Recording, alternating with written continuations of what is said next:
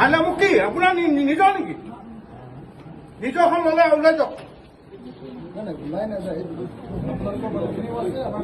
বাৰে বাৰে কিয় হেঁপাহ কৰি আছে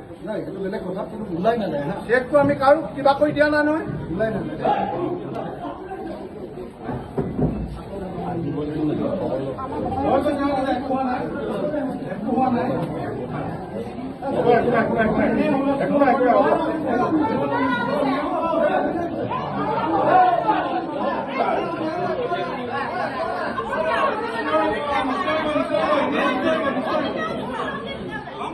নিশ্চয়